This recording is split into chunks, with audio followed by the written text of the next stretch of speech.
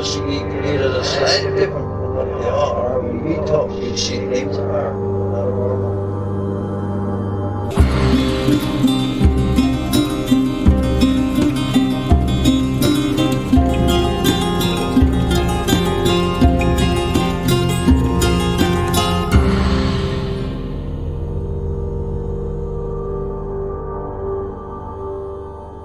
Welcome to Strange Familiars. If you have a story you'd like to share with us about something paranormal, a cryptid like Bigfoot, a ghost, a UFO, you can email us, strangefamiliarspodcast@gmail.com.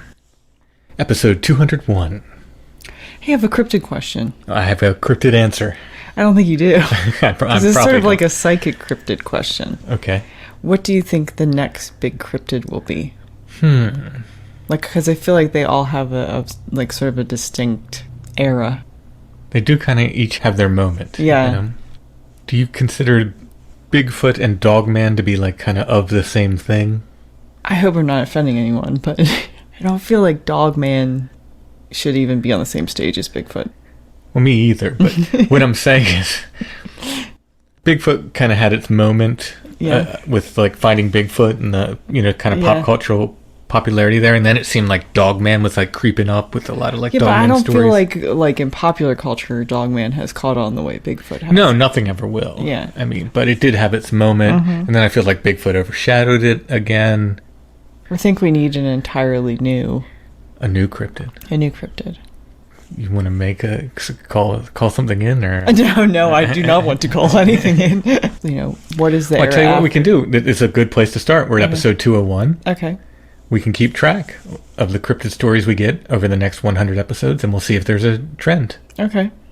My feeling is kind of like Bigfoot's always in style because it's always there in a sense. The same way ghosts are always... Yeah. Like people have been seeing ghosts for... Yeah, exactly. Now, of course, the same applies to werewolves and Dogman if they are indeed the same thing. But I mean, I feel like aliens had a real boom. Yeah. And then people just aren't as into aliens as they used to be. But, man, it is a little cyclical because Bigfoot had a boom before then, too. That's true. So maybe we'll get the aliens will come I back. feel like 70s Bigfoot, 80s and 90s aliens. And we're getting some, 90s nostalgia now, so maybe we'll get the aliens back. We're going to get Flannel Man back. Oh, it's Flannel the Man. 90s nostalgia. Flannel Man never leaves either. No, he never really does. He's eternal. On tonight's show, we will be talking about none of those things. Well, kind of grays, a little bit. Okay. We got grays. Grays are worked in there a little bit. We'll be talking with Barry, who has this really strange experience where his partner wakes him up and then immediately goes back to sleep. Oh, I can get behind that. I'm going to check out of whatever's about to go on. Yeah, it wakes him up into this weirdness with these, bedroom invaders, or whatever you want to call it. But there's sort of a redemptive quality, I feel, to this story where it, for all the fear and scariness, at the end it becomes a really positive incredible thing. Yeah, it's one of my favorite stories of recent times. Yeah, me too. As soon as I heard it, I was like, are you going to put that on next week? That's a fantastic story. Excellent story. As far as bedroom invader stories, this one's really neat. It just has this neat twist. So. Well, I like the idea of them being sort of a conduit to maybe a more positive outcome than just being under the covers forever. Right. So we'll get to Barry in just a minute. Before we do that, I want to mention our friends at 90 Days to the Perfect Puppy. And all the puppies working on day 45 through 87. All about to become perfect. All puppies are perfect. 90 Days to the Perfect Puppy can help you and your puppy become perfect for each other. They have online sources, video lessons, a secret Facebook group where you can interact with other puppy owners. And of course, they have one-on-one options available as well. You can find them at sithappens.us. Look for the 90 Days to the Perfect Puppy link at the top of the page. 90 Days to the Perfect Puppy can help you understand how your dog thinks and apply proactive training methods. Whether you're having trouble with leash training or crate training, hyperactivity issues, if your puppy is chewing on furniture or shoes or other things your puppy shouldn't be chewing on, if you're having issues with barking, fear and nervousness, potty training, mouthing and biting, whatever issues you're having with your puppy, 90 Days to the Perfect Puppy can help you. They can teach you what to do, and also perhaps more importantly, they can teach you what not to do. Is that at sithappens.us? Yes, it is. Find 90 Days to the Perfect Puppy at sithappens.us. Look for the link at the top of the page. All right, let's get to our interview with Barry. He talks about this encounter with the bedroom invaders, or whatever they were that we talked about before. He also talks about some ghost encounters and some more besides. So let's go ahead and hear my talk with Barry.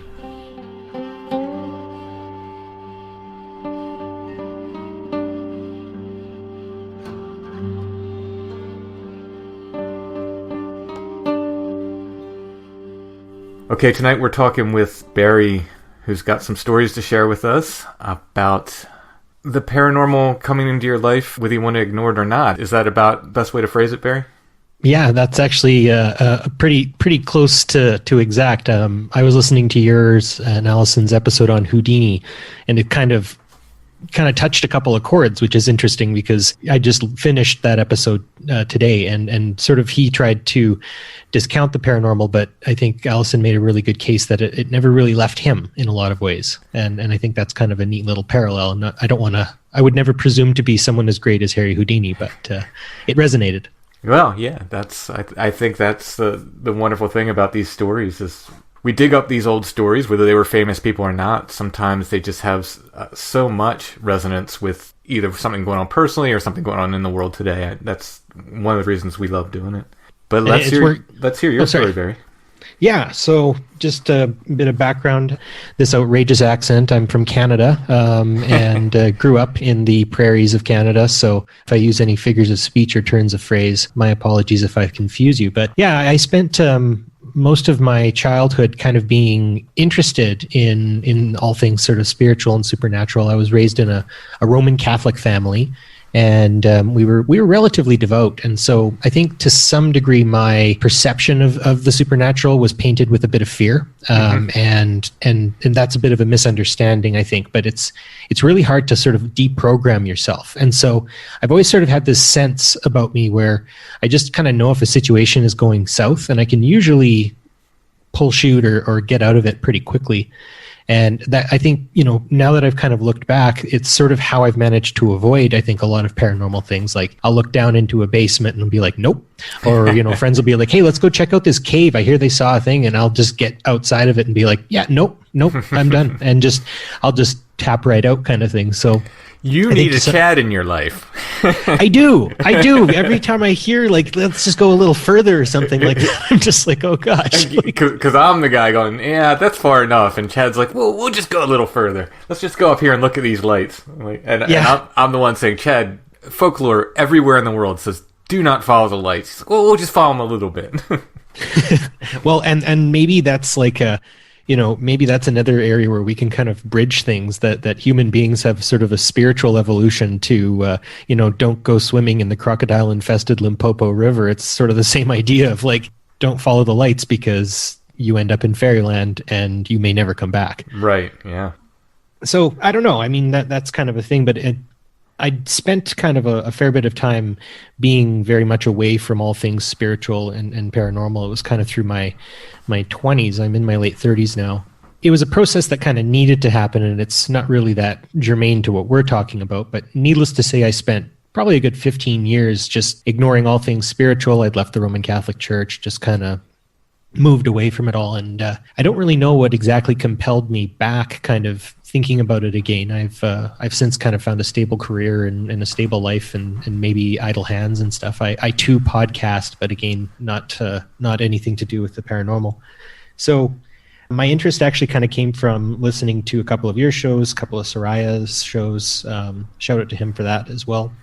And then just unfortunately, as of this month, I went through a pretty rough year. I lost my grandmother, 2 aunts, and a brother in as many months. Wow. And it really, really took my legs out from under me. And I had a pretty profound experience. And, you think about things being brought on by grief and everything like that. You can kind of think that maybe to some degree it is just your grief speaking to you, and maybe it's just a psychological response or something along those lines. But after my brother had died, I had an encounter that basically I was woken up by my partner, who was actually elbowing me to wake me up, saying like, "Hey, you've got to wake up." And I'm kind of like, what are you talking about? And I looked over, and she's still asleep, like dead, like just completely gone. And I mean, she can sleep through like a tactical strike. Like you really have to wake her up in the morning to get moving and stuff like that. So for that to have happened, it was really just kind of strange, just off the hob.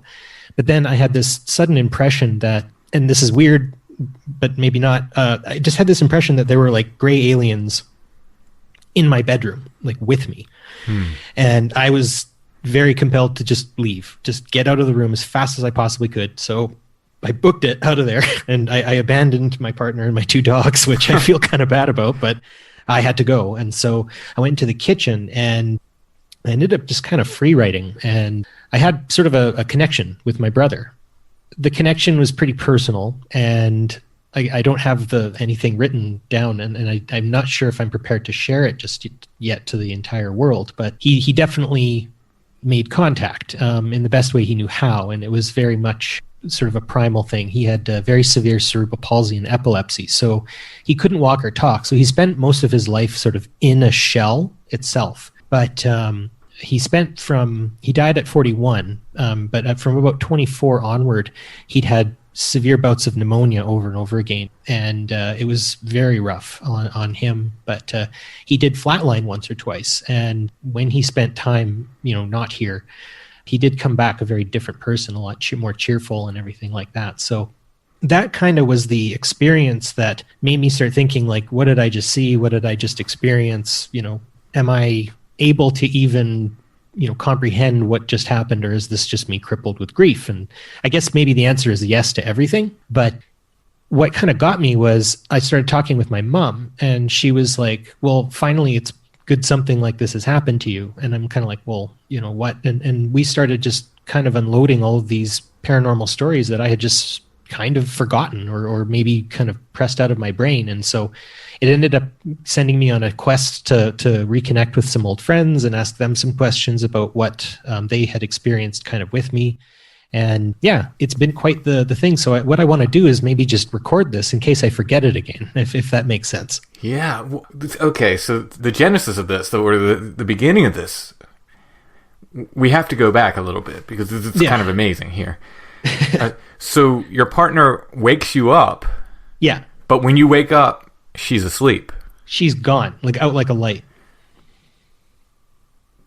Wow. That is, so she was up just long enough to wake you up, essentially. Well, and here's the thing. She has a innate premonitory sense. And this is, again, like, Tim, this is how just bonkers spiritually lobotomized I am sometimes. We're driving one time to pick up some mail at the post office, and we're going through an intersection, and she goes, "Oh, look out, watch out for all the car parts." And I'm like, "What are you talking about? Like, I'm driving. There's a whole bunch of responsibility in front of me that I'm well aware of. There's nothing in front of us. It's nighttime, but I can still see the road." Mm-hmm. So we're going and nothing. And then on our way back, there's been a gigantic crash there. And so she sort of has these little premonitory things. And so when I actually told her about my brother, his name is Kent, by the way, she was saying, like, she's like, "I really wanted to tell you, but like, there's been a man standing in our living room for the last like 3 days, but I didn't want you to think I was crazy." Oh, wow. So she's got a very, very deep well, and I don't want to necessarily trample in areas that I'm not authorized to go. Sure. So this is a new twist on that thing we talk about where people wake up to these, bedroom invaders, nighttime invaders, whatever we call them, and they can't wake up their spouse or their partner next to them. This is kind of a new twist on that, where she woke up long enough to wake you up. Yeah. Like, "Hey, this is for you. You get up now. This is for you." And she goes back to sleep. Yeah. Yeah. No, it was, it happened to me. So, like when things happen to you, you can kind of rationalize it. But everyone I've told this story to, they're like, that's the craziest part. Like the fact that she really was just sort of serving as a medium to wake me up. Right. You know? So when you have this impression that Greys are in the room with you, why? Have you had experiences with them before, or... The only thing I can think of is the year earlier, we'd actually seen some lights heading back from a triathlon. My partner is also a triathlete among her other talents, but we saw a light kind of sort of floating in the sky as we were driving on the highway, and it kind of dipped between some clouds and bobbed around, and it just didn't work for the way the light was. It didn't work for like drone height, and it clearly wasn't an airplane because it wasn't acting like an airplane. It was bobbing more than it was moving. And then it went behind a cloud, and then she asked, do you think we'll see it again? And then I said, I hope so. And then lo and behold, within a few moments, poof, it comes back out again. So we just thought that was funny. And there was a point where she was like leaning over the driver's seat as I'm driving, trying to watch this thing. And she's like, well, I don't want people to get the wrong idea. So she sat back up, and we just sort of ignored it, and it disappeared. So yeah, that would be the only thing I could really think about. Specifically, there was another light experience I had with my two dogs when I was renovating part of the basement. Again, just sort of like a big fuzzy light went by, and it scared the crap out of my little dog, who's sick right now. And my bigger dog, I had to like carry in like a suitcase because she's just oblivious to practically anything. Yeah, it was just kind of a weird light I saw. But yeah, there was never anything specific outside of that I could really tie any of this to for the Greys, other than, I don't know, I have a Jacques Vallée book somewhere, A Challenge to Science, that sometimes I read from time to time. Like that would be... And I mean, like, I find aliens interesting. Like, don't get me wrong. I've recently been listening to a lot of stuff about aliens and the fact that, or not the fact, but the premise or the thought that this is all connected. That none of this is specifically, these are not non-overlapping things. They are actually, I think you've kind of helped me work this out, that what we're dealing with is something beyond our dimension, beyond our understanding, beyond everything, and what it's after. I don't think we're ever going to really know. Yeah, certainly not fully. I don't think so. Wow. What a stunning thing just to kick off your story with. And I don't want to miss the rest of your story by dwelling too much on this, but I'm wondering, the impression of the Greys, do you think it was that you were influenced by this reading and you felt a presence there and you thought it must be Greys, or do you feel like there's something more that was indicating to you that it was Greys?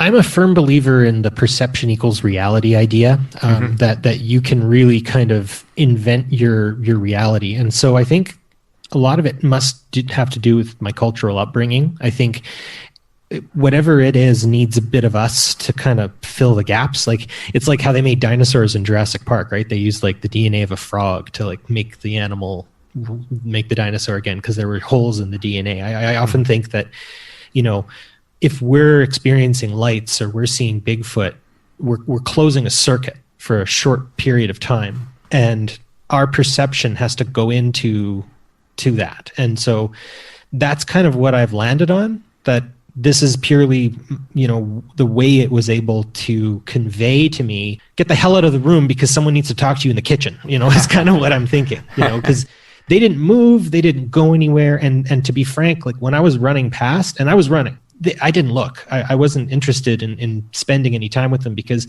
my only connection to people who have experienced Greys typically are not pleasant stories. And right. I didn't want to spend any time with them. No, thanks. Well, maybe that's what it had to be to get you to move then, Well, it got me moving. Yeah.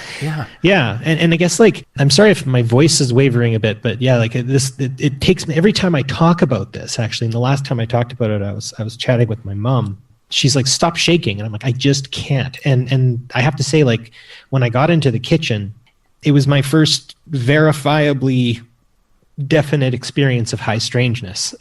I can't say I haven't felt it before now that I kind of have this context, but I guess, like, you just kind of feel like there's static in the air. It was amped. Everything was amped, and then Kent.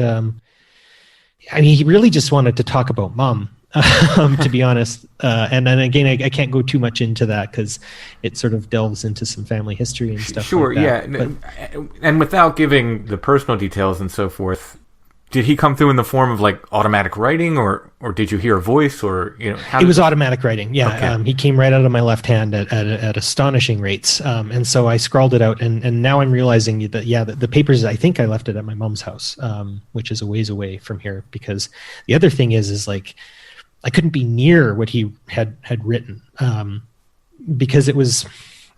I almost wonder if maybe at one point I might want to talk to someone who would know better about that sort of stuff, because like, for lack of, I am such an amateur at all of this, but there's something kind of, and the word is maybe I'm using it wrong, but like Fortean, there's a Crowley-esque kind of feel to it. I mean, it feels like I don't know.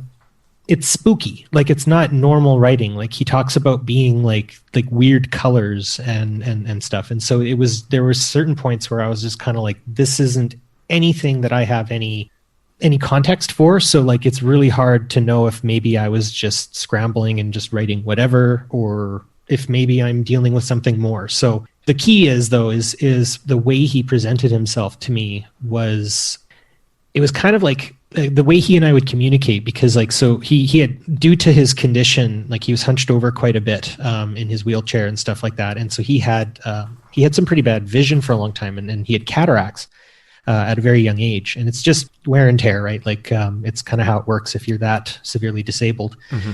And so like the way he and I would greet each other is I'd get right up in his face so he could see me. Now that always would bear a risk, because he also had the best Glasgow kiss out there. He could headbutt you. And I took years of karate, and I've never been hit harder than my brother. Wow. And when he hits you, he knows if he hits you in public, he can't, like, you can't hit back. Actually, if I could divert really quick to a very funny story. Sure. I was walking him one Christmas. He and I had like a Christmas walk story, or thing that we would do. Sorry, where we would have this whole kind of like, I'd take him for a little Christmas walk, and we would talk, and I would sing, or whatever, just be goofs. And so he was bucking really hard in his wheelchair one year, and his wheelchair had a table that you could like slide on and off on a little track. Mm-hmm.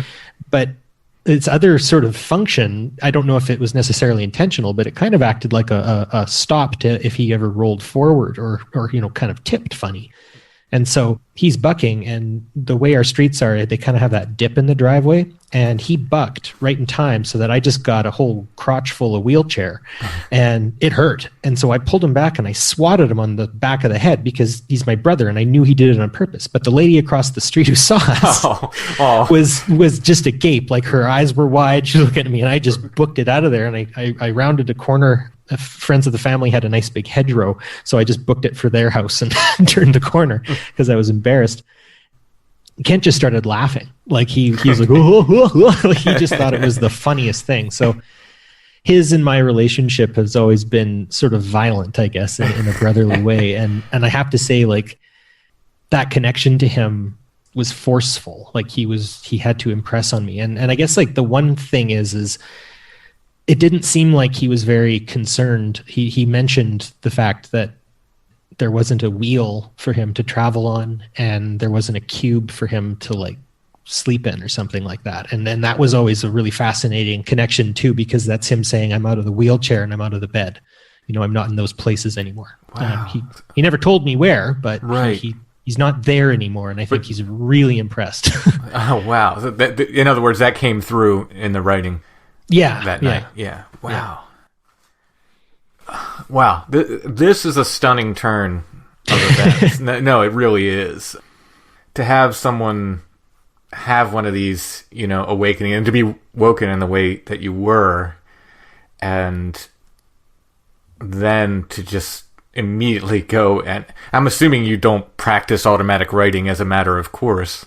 No, but I'm thinking I might pick it up. Who knows, right? Right. Well, actually, so previous to this, it wasn't a thing you did. Say. No, I mean, when I was a teenager, I used to write like poetry, like angry, angsty teenage poetry that kind of came out fast. I was in a band and stuff and whatnot, but I don't know, like my interest typically manifests in music mostly, and I mean, I draw, but like, again, it's just sort of goofy crap that I just find interesting. And I mean, I watch a ton of Star Trek. Like, that's pretty much my life. So, yeah.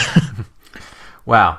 Really, really stunning. Okay, so this sort of opens your third eye to hindsight, in a sense. And you start looking back at other events. Yeah, so I guess, like, just kind of in that period of time, I was basically trying to get a handle on what I saw and see if I was crazy or not. Because, like, that's always sort of a thing, right? Where, I did see a psychologist after my brother died, and I really think that's a super important thing if people have the means to be able to do that. If you break your leg, you go to the doctor, got to look after yourself. And I'm really glad that I did that, because that really helped me that way too. But yeah, so I ended up just chatting with like old friends. I ended up chatting with my mom quite a bit about sort of the experiences I had as a little kid. And that was sort of an interesting thing. My basement, my family, unfortunately, my mom and dad were kind of off and on. There wasn't a lot of stability between them, but we made do and whatnot. But the basement had this one back room that we had a lot of sort of storage, and a lot of that storage kind of belonged to my dad, and it sort of just had an energy about it that, I'd always ask my mom to turn the lights on for me in the basement and stuff when I was a little kid. And I was trying to sort of go back and I'd asked her, what sort of, like, I remember the house being freaky, and she's like, well, yeah, like, duh. So she tells me one time, like, basically when I was a little kid, I was screaming at a Sega game or something because it wasn't working. I was a petulant child when it came to video games, so I don't play them anymore.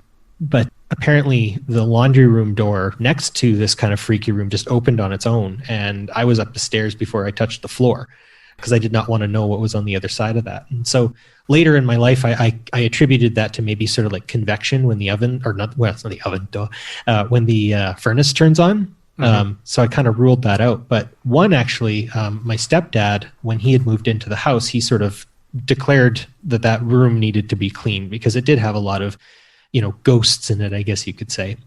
And so he told me to get a couple friends to come over, and maybe we can, just, hand bomb everything out of there and just get it out of our lives. And so I was like, sure. So I had two of my friends come over, strapping young lads they were, and we all go down into the basement, and the door is shut. And we noticed that the cable, like the television cable cord, has been just pinched, like, completely, because the cable cord went through that room and then out of the house to the transformer and onward. And so it was, kind of hard to understand that, like, who would do that? We've basically just broken our cable cord. And so my stepdad comes down, and he's gonna just open the door, but it's locked. And we never had cause to lock that door. It never really shut, just sort of was its own thing. And so he ended up, we don't have the key. There was like a little keyhole for it. And so we just had to figure it out. And so we're trying to get it off by the hinges. And one of my friends has a pair of needle nose pliers trying to just like tear the lock out. And I don't really know how much of a help he was in that respect, but we got the door out and had to use a crowbar to pop it open. And when we had opened the door, we got hit by a blast of cold, which was kind of interesting. Yeah. That actually led me to another experience that I'm sort of mad at myself for forgetting, because I could have told it so many times. In my university days, a young lady, I'm going to just call her Amy, just because it's a name. I used to know another Amy, so if she ever hears this, sorry. But, sure. We're good. But anyway, I'm just using Amy because that's the name I used in our chat. I invited her over after some courting. We were going to have dinner and a movie at my house. And so we were downstairs after dinner, and we're watching Superman Returns.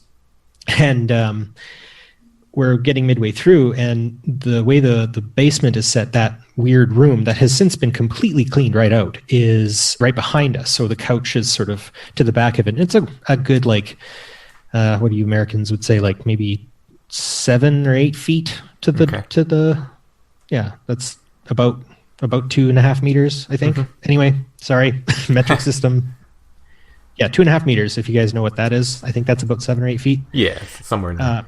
Somewhere in there. Anyway, so she's seeming a little bit not interested in anything, kind of a little agitated. So, I'm not really doing much. We're just watching the show, but I'm also now starting to feel a little bit uneasy. And so I looked over my shoulder and there was like a black mass just back there. It wasn't like there was no shape to it. It just seemed darker. And I turned to her and she's like, I'm not happy being down here. And I'm like, no, neither am I. Let's get out of here now.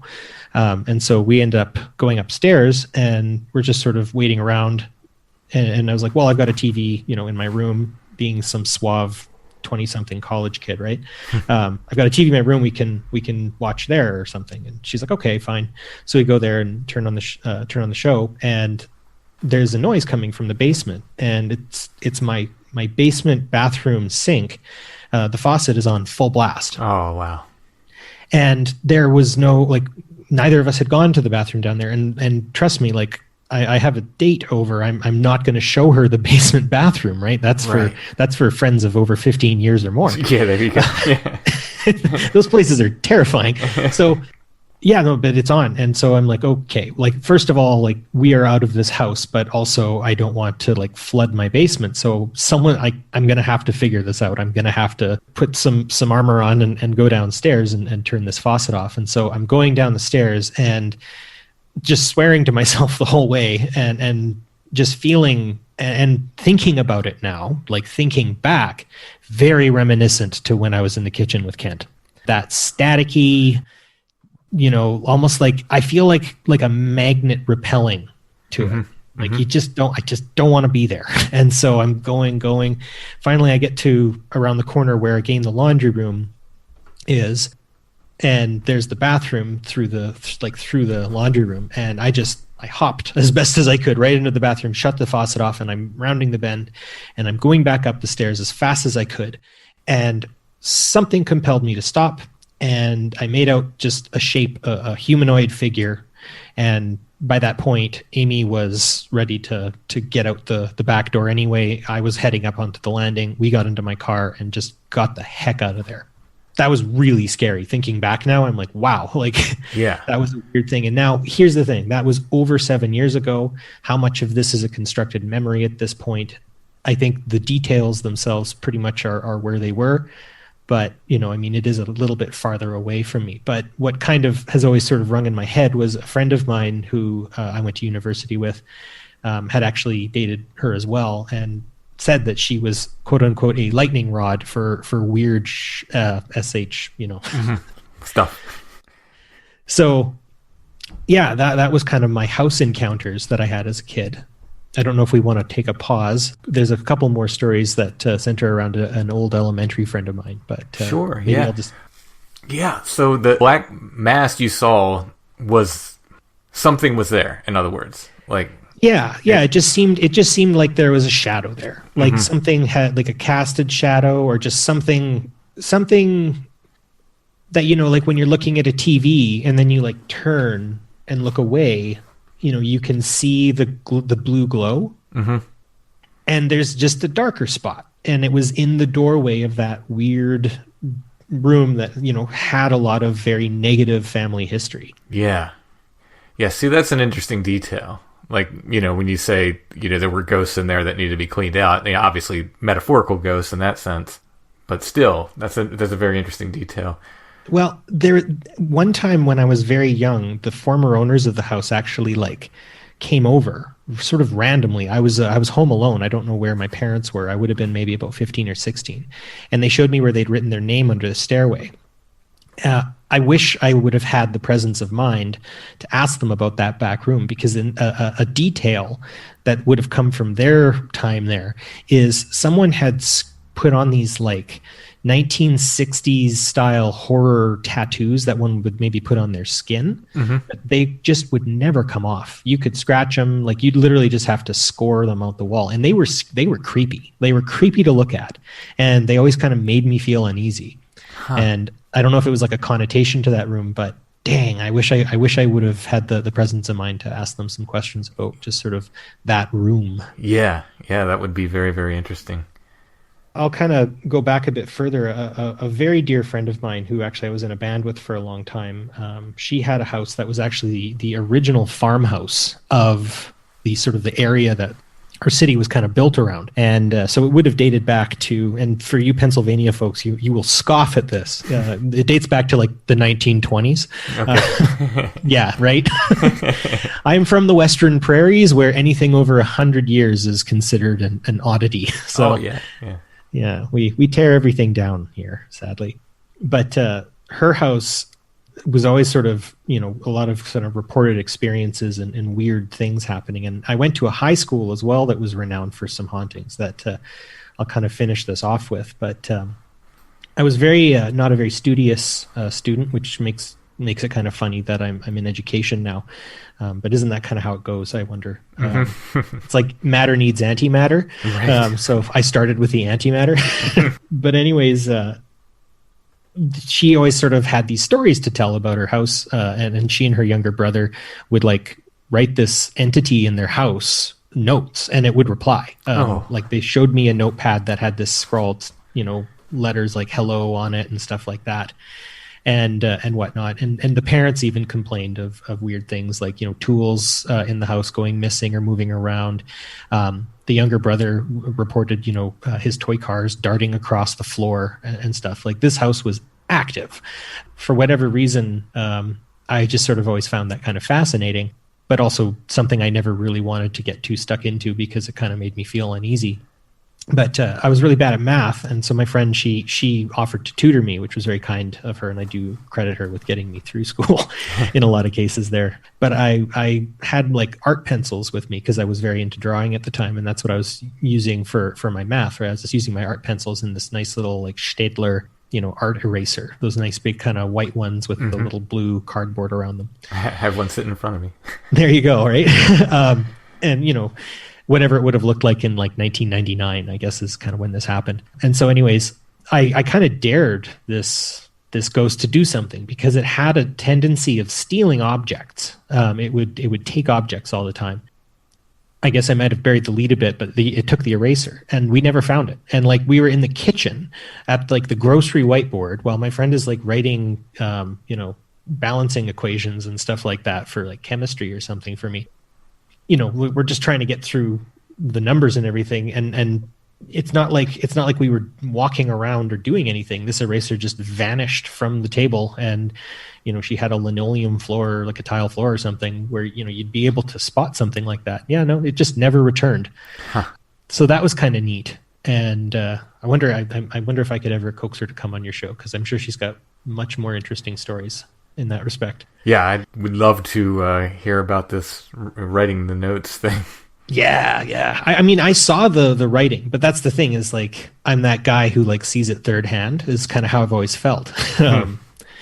But where I'll kind of end the main part of all my stories here is I went to a school that was a performing, like in a visual arts kind of school. So it was very, I learned how to be a person there, a genuine person in a lot of ways, and learned a lot of really good lessons about empathy going there. And so it was a really good experience overall. And now that I look back, I can definitely say that I saw a ghost, and it was the theater ghost. So basically what happens is this theater ghost shows up before any performance, one way, shape, or form. She'll make her presence known. And she was a former teacher at the school. So, it's that kind of story that kind of overlaps itself. But I had, a drama teacher who told me about in the basement, every room in a theater downstairs has two doors. There's a way in and a way out really fast. Just, people are in a rush and whatnot. Mm-hmm. And she was, in the bathroom and could hear footsteps come towards the bathroom, come in through one door and out through the other, that sort of stuff. Another teacher was giving some stage directions and someone tapped her on the shoulder, and, she kind of leaned back, keeping her eyes on the stage, and someone whispered some advice, and then she looked and there was no one there. Oh. Those kind of like just intriguing stories. Like, yeah. It would be great to send some ghost hunters in there. I bet you they'd have some fun. So I played third trombone in my concert band, and also later my jazz band there too. And I loved every minute being the third trombone. I had a lot of rests, but I was always bopping up and down in my seat. And my friend who had the haunted house and was helping me with my math and my chemistry and everything else, she played bass clarinet just a ways up. So I'm kind of at the edge of the second row, and she would be up kind of at the edge. Sorry, I'd be at the third row. She'd be the second row, kind of on the far end. So I'm the first one out the back of the theater through a hallway called the crossover, which is that kind of back wall, the hallway behind there, for anyone who doesn't know their theater stuff. So you kind of go back behind the stage, and as you round the bend into the crossover, you can also look down to the stairs that spiral down into the basement. And distinctly, there was a person standing right there, but they were, I guess like in my memory again, I was like 17 years old. So this is 20-ish year old information, but I recall it was a person standing there, but they were opaque enough to see, but sort of kind of fuzzy, not really a thing. And so I turned and was kind of made no thought to it because I had to lead the line, and I kept going. And my friend ends up going through that same area, and she ends up breaking the line and runs up with bass clarinet in hand. So this had to be serious. She grabbed me on the shoulder and said, "She's at the end of the hall. Oh my God, did you see that?" Oh, wow. And then so we then told our drama teacher, who had told us many of those stories, and she's like, "Well, welcome to the club. You've seen her too." So yeah, that was that. I can say, thinking back and when I kind of walked away from all of this sort of stuff, that story never really fully left. But I often think, well, it's confirmation bias, kids are going to be kids and all this sort of stuff. But you can only do that for so long. And I do think that actually what we're dealing with on whatever the other side or whatever this is actually, Soraya had a guy on just recently that kind of talked about two universes. And that one is metaphysical and like one is like subjective and objective kind of thing. One is material and one is amaterial kind of thing. And there is interconnection and interlapping. I really like that. And I don't know if that's true, but I think that, again, was I seeing, ghosts, like a theater ghost? Was I seeing lights in the sky that I couldn't explain? And those are aliens. And then did I see my deceased brother, or has he just joined whatever that was? And then whatever that was came to talk to me to tell me that, he's good kind of thing. Right. But it's going to do it through the way I'm going to perceive it. I'm a person in grief, right? I want to hear from my brother. I want to see him. I want to know he's okay. Right. I mean, he spent so much of his life suffering that, there's gotta be, something, like, I mean, imagine, just that would be it. And that kind of makes you worried, like, oh, well, am I being irrational or something like that? And I'm kind of like, no, it's actually something that's kind of been with me all my life, but it's really easy to kind of break away from that and become detached from that. And I think we can derive a lot of meaning from our life if we just sort of acknowledge the other and acknowledge that it's there. And the more you acknowledge it, the more it's going to make itself known. I think so. I spent a lot of time in the woods, Tim, and I didn't see a single thing in the mountains in my lovely country, and I wasn't able to see anything. But I took your book with me, and I actually know I did see a Bigfoot. It was a trailer called Bigfoot, and I remember thinking at that moment, maybe that's my Bigfoot. Maybe that's the Bigfoot I have to report to Tim, and maybe that's the other giving you the gears a little bit. Is what I'm thinking. That. Here I took where the footprints ended with me and all that sort of stuff, thinking, okay, I'm going to be ready for something. And by golly, it pulled up right next to my campsite, man. Yeah, well, I think back to that Randonaut experience that Allison and I had where, we're in town. And I said, give me something to do with the wild man. And we go up and we see that symbol spray painted on the building. And that's all we found. Right. And then I get home and she's scrolling through her Instagram feed and she says, look at this. And it's a wild man literally holding that symbol. And it's just like, well, there you go. I mean, sometimes it gives it to you in ways you don't expect. Yeah, no, it really does. I mean, I think there has to be, if the trickster has anything to do with that, whatever is on the other side of the veil, I mean, it's good to know that on that side they've got a sense of humor too, right? Yeah. Sometimes it can get real dark. Sometimes it's playful, and I enjoy that. And ironic and surprising is fine, but I don't understand all the time. I don't always understand why it takes a turn for the dark. And ominous, and if it could be more playful, more of those wow moments. I don't mind the wow moments. Like I said, I don't mind the surprising and the wow and so forth. But I'm troubled by how it can go on the turn of a dime. Just dark all of a sudden, and just really ominous, and very much somewhere I don't want to be.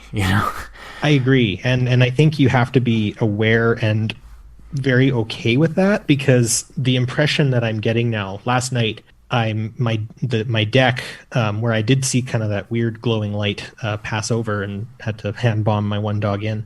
At this time of year, actually, you can see Orion and then draw the straight line down from the belt and see Sirius right there, and it's like framed between two spruce trees. And last night, I was thinking about this conversation we were going to have, and the impression I got from just me kind of meditating on that, standing outside, just letting the darkness of the night kind of take me a little bit, I kind of get a little maybe personally poetic in that sense. The thought in my head said, you want me, you get me, but you get all of me. And I think that's the point is, like in any relationship, we need to take the good with the bad. And I think that's what the big part is it can get dark, because I think so can we. I think we have so much darkness in us and so much light in us, and it's a matter of balancing that. But you're right, Tim. It's never good when it starts getting freaky, because I think we're also dealing with things that are way beyond our ability to comprehend what their plans are for us, and that can get really scary. Yeah, that's the thing that gives me pause, and it's that not knowing when it's going to go that way. To go back to the raccoon attack, which I probably talk about too much, but it was just stunning because it was so freaky. It was so freaky, and it felt so dark. Like, it wasn't just an animal attack. I am 1,000% certain of that. There was so much else woven into that. It just felt, again, you talk about that weird staticky feeling that it just felt oppressive, and like I couldn't shake it, and I couldn't shake it for a long time. And like I said before, I know, I broke the rules, quote unquote, as far as folklore goes. Yeah. But still, that was, I could have used a lesson, maybe not so hard. Yeah, no kidding. And I guess that's kind of where I'm at right now, is thinking about that statement that I kind of, was produced in my head, either by myself or just sort of me trying to connect to whatever unconscious is out there. I've kind of researched a little bit of tarot to kind of get an understanding for it. And I've kind of popped into a few more, podcasts and stuff and whatnot. But I'm just sort of realizing that whatever medium you choose to use with it, you need to be protected. You need to be safe. It's like you dive with an oxygen tank. You jump with a parachute. You hike with bear spray, where I'm from at least. You just do those sorts of things. And so I think that's my next kind of goal is to find ways to better be in control if I'm to commune with whatever's out there. I'm actually been fascinated by just the stories from people who you speak to all the time. Every single person who I've listened to has had a really interesting story to tell, and it's helped me better understand my own. I wouldn't have been able to do it without hearing all of those other stories. That's certainly one of the reasons we do it. And the biggest help for me was probably after talking to Brother Richard, actually, and him just saying, to vastly paraphrase, I'm sure he said it much more eloquently than I will, but basically, if you go out afraid and thinking you're going to get darkness, you're kind of putting that out there, and not that it's necessarily going to happen then, but you sort of put yourself in that headspace. And since that point, I will say that things have been different. I just approach things differently when I'm out there. I don't go out there so much with the expectation of, dark things will happen. And things have been better. Let's say that when we go out on that stuff. But I am still aware at any time. It's like there's that just nagging feeling like things can go south. When Chad and I were we did our solstice hike and we were on the top of that mountain, and it takes a long time up and a long time down. It's very, very rocky. It's almost like rock climbing in places. You know, it's very, very slow going. Yeah. And we're up on top of that, you know, it's midnight, and all of a sudden here come the weird lights and the realization that, like, we're not getting out of here fast. if we got to go, you know, it's a long time getting down. In for a penny, in for a pound now, right? Like, yeah. So my heart just sinks a little bit. Just, okay, lights I can handle. I can deal with lights. I've seen the lights before. Let's just, you know, make sure or hope that it doesn't get any worse. So you and I handle the paranormal. It sounds like I handle pre-flight instructions, and just before I embark on a roller coaster ride. Okay, I'm going to go through a few things here. I'm going to feel a few feelings. I think so. Yeah. Anymore, it's just and it honestly, it depends on the night. Some nights I'm gung ho. Some nights I'm like, let's go for it. And other nights I'm just like, I'm just not feeling it tonight. But it's literally my job now, so yeah, gotta push through that. Your opening story reminds me of a wonderful quote, which I never get right. It was Whitley Strieber's wife, Anne, who at some point was talking about the gray phenomenon, and she wrote something that said, basically, again, I'm paraphrasing, I'm not sure what this is, but it has something to do with death. And the fact that you have this, you know, possible gray experience, your partner wakes you up, you go out, and then you have this contact with your brother. It just really resonates with that statement. Yeah. I mean, I associate grays with a lot of kind of, I mean, they fit folklore so well too, right? Like as kind of the fairy folk, or even kind of as Pan itself, right? The as far as I understand, and correct me anyone if I'm wrong, but yeah, the idea of life and death does kind of come up, and that's something that I was sort of kind of wondering if there was some sort of harbinger. Are they harbingers of bad things? Are they harbingers of death? I've also heard that they can represent sort of a shamanic experience, and I by no means think that would be correct. So I would say in this case, I think that's maybe probably the best explanation for them I've heard so far. is that they were just there to kind of be the machinery to get me to my brother. Yeah. Well, I had nothing good to say about them until my most recent experience, which I think that was on a patron show. I talked about it, but they were very almost silly. I mean, I was almost laughing at them, and it was a very different experience. And I thought, well, if that's what you're going to give me, I'll take that. You know, I don't like the idea of them, you know, controlling me in any sense. And they were just there, and they were just sort of doing almost like a ritual dance or something. Weird. They're like the I guess the impression that I got from them was very invasive. They're very invasive. They're very like I didn't have to look to know they were there, I guess. I just had the impression they were there. Yeah, and that was the whole series of events when I was in college and kind of working up to the point where I actually saw them. That whole series of events, often I would wake up and I would know something was there. And this is before, you know, I read or saw anything about grays, but I would know something was there, and that was very, very. Yeah, I just did not like that at all. Just to know, like, I knew something was there. I couldn't move, and it was. I don't know if it's better when I saw them. I don't think it was necessarily, but in any case, I know that sort of invasive feeling. It's just like they're there, you know. Yeah, but I guess you need that, right? I mean, it's kind of that, like, all of the parts make the whole, right? And you're talking about the darkness and the light. I mean, it needs to be there to I guess help. You know, so when they do something more, you know, flamboyant or fun, like a dance, or you know, there may be a little more comical or anything along those lines, you can definitely appreciate it more. I hope they stick to a trend. If that's the case, it would be nice. I could use a laugh. Yeah, definitely. If you want to share your podcast, you're welcome to.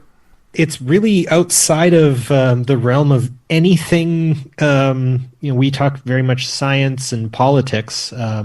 It's called Politreks, Politreks. and my dear friend Shashank, he and I talk about Star Trek. We've sort of fallen on some hard times, and it does actually stem directly from me losing a few family members and stuff over the last little while. So we've pod faded a little bit, but we have aims to get back. We've got a friend of ours in Australia who's going to join us. So we really represent the Commonwealth very well. I'm from Canada, Shashank's from India, and our friend Jamie's from Australia. And I don't know where they stand spiritually in that sense either. I mean, it doesn't really come up right. Among most Star Trek-y folk. So yeah, but that's kind of like for Star Trek to have people spread across the world like that talking about it. That's actually very Star Trek, right? Isn't it? Yeah. We all meet at like one big convention in Las Vegas every year. It actually just got canceled completely. Today is the day it died. It'll never come back. I mean, something else will take its place. But sure, yeah. No, it's a lovely community of people, and it's fun. And there's so many other, like, I mean, if you ever just want to hear people geek out and talk about stuff, I mean, there's a lot of different ones you can check out. Definitely out there. So if you ever want to take I mean, I don't know. To some degree, Star Trek talks about wooey stuff. Like, I mean, that's the thing is that you think back to like a number of episodes that I will not tire everyone with, but like there's a lot of like Beverly Crusher kisses a ghost and stuff. And, people come back from the dead, and, Deep Space Nine is all about like, are they wormhole aliens or are they the prophets? Right. It's, I mean, there actually is a very deep spiritual side to Star Trek that I think sometimes gets forgotten. It kind of gets outshined by our cousins, the Star Wars folk, with the Force. Right. And the sci-fi stuff is shiny, the phasers and the teleportation and the spaceships. It's very shiny stuff, it's very easy to get enthralled with that. Absolutely. And I think that's what drew us in as kids, right? Like that's the stuff. But very, very cool. So where can they find your podcast? Just at Politrex on Twitter is typically where you can find it. We're part of a larger network called the Trek Geeks, and they've got just a whack of different shows. But I mean, shop around. There's a lot to talk about and a lot to see, and some of us are talking about ghosts on that now, because that's what I'm going to try to do is be like, hey guys, we can let's talk about ghosts, because there's a whole bunch of ghost episodes, and maybe I can share some stories that way. But I really appreciate you letting me talk on here. I feel it's a little more. I might get some. I feel a lot better talking to you about this to start. It's been good to chat. Certainly an amazing story, and you had told me the story via email, and the power of it didn't come through. To hear it in person is very, very powerful, and it's quite a wonderful story. So thank you for sharing. Definitely. Well, thank you so much for having me.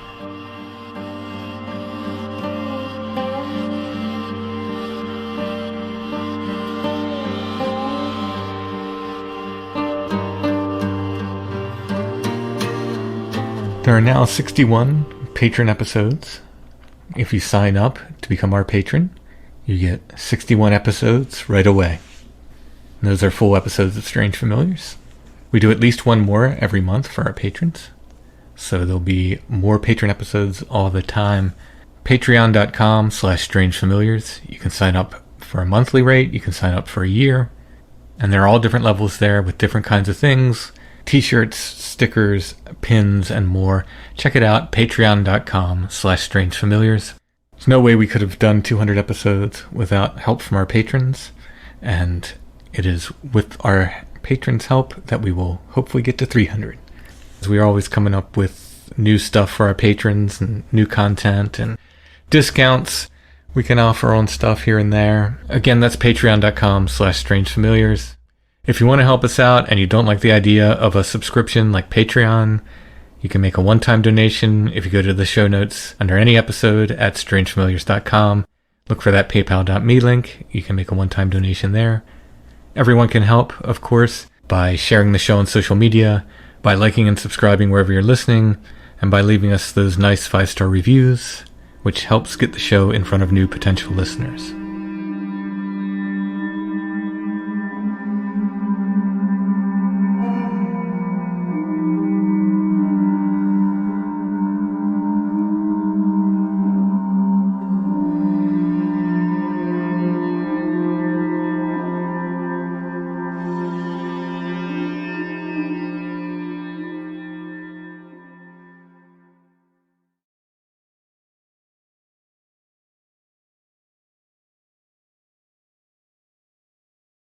I know what this is. It is a gem tintype, which I know because just being around you. It's not some kind of knowledge I gained outside of Allison. I wouldn't have known that. I've heard you talk about things being like eighth plate. Yeah, gem tintypes are sort of out of the realm of that. Like, they're much smaller than even the smallest hard plates, which are like 16th plates. So these are just tiny. I mean, that's why they call them gem. They're just tiny, tiny, tiny little photographs that would have been perfect to set inside of jewelry or just to have a more convenient, tiny-sized photo. I find them incredibly charming. Just they really anything tiny is cool. And these, I mean, it's less than an inch. They're usually like about 3/4 by 1/4 or so. Mm-hmm. This one is housed in a CDV, so sort of like a calling card sized mat. So the overall effect is that it's a little bit larger, but the actual picture is quite small. And this is of a little boy, which I thought might be appropriate for this week's episode. And he has a little embossed laurel wreath design around the mat that surrounds him. This would have been Civil War era, so there's always sort of the potential mourning and memorial component of these pictures. Well, he's dead now. Yeah, pretty much everyone I've ever featured on the show is dead now. Yeah, he would have been born probably late 1850s or early 1860s, so yeah. I mean, we talk about these antique photos every week, but think about that. Like, sometimes I have to, like, sit back. Well, yeah, like, I'm holding something that's 150 years old. Yeah, like, an image of what this person looked like. Yeah, 140 years old or something. Yeah. It's pretty amazing. Photo of the week, Gem Tintype Boy. In the show notes, you can see an image of that. You can click on that. It should take you to our Etsy shop, where you can purchase this and other photos of the week. Also in our Etsy shop, of course, is my new art book, Apparitions. Still have copies of that. Makes a great Christmas present. For a certain kind of person. Hey, if you're listening to this show, I think it makes a great Christmas. I think it would make a good Christmas present. There's also original artwork in there. There's copies of my other books, some of my music and so forth. Strange Familiars t-shirts with the Awoken Tree logo on them. It's Etsy shop name, Lost Grave. There's links in the show notes. If you type in Strange Familiars, our stuff should come up. Speaking of t-shirts, TeePublic stuff is on sale again. Oh, they're gearing up. I think it's every Wednesday through Friday in November. They're having sales, but then they're going to have some other sales throughout as well. So I think most of November, TeePublic is on sale. I just ordered a Flannel Man t-shirt for myself. I didn't have one. I know, I felt like that was overdue. I love these TeePublic shirts. I think they're using Bella Canvas blanks, which are really nice t-shirts, and I love the fit, and I've been wearing this one for too long. I'm going to have to actually wash it, I think. Or instead, you could use Karmic Garden's Strange Familiar scent. We have a Strange Familiar store at TeePublic. You can find our designs there. I just added the Where Did the Road Go designs as well. If you purchase the Where Did the Road Go designs from our shop, Sarai still gets paid, so don't worry about that. He still makes as much money as if you buy them from the Where Did the Road Go shop. Just thought I'd add them to ours. People might pick them both up. I think most of the designs, the Where Did the Road Go designs, are mine anyway. Jeff Ritzman did some great designs too. I added them all to the Strange Familiar shop on TeePublic. If you just type in Strange Familiars, our shop should come up. There's also links in the show notes, of course, to our TeePublic shop. And before we go, I want to mention our friends at Karmic Garden. Etsy.com/shop/Karmic Garden. And if you look up Strange Familiars, their Strange Familiar soap comes up now too. Yes, it's a spectral blue. Yes, I'm not sure if they've added the blue soap or not, but future Strange Familiar soaps should be blue. Trusted remedies made from Mother Nature, soaps, scented sanitizers, natural cleaners, candles, beard balm, and more. Check them out. That's Karmic Garden, Etsy.com/shop/Karmic Garden. That's everything for now. We'll be back soon with another episode of Strange Familiars.